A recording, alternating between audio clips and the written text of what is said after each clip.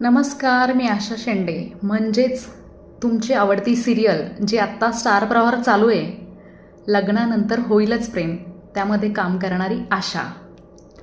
तर सावित्रीबाई फुले विद्यालय, सीताबाई तांबे junior college, प्रतिभाताई पवार प्रशाला, श्री गजानन महाराज कन्या छात्रालय ओतूर, तालुका जुन्नर, जिल्हा पुणे यांच्या संयुक्त विद्यमाने वार्षिक स्नेहसंमेलन व पारितोषिक वितरण समारंभ शनिवारी दिनांक 3 जानेवारी 2026 रोजी सकाळी 10:30 वाजता करण्याचे आयोजन केलेले आहे.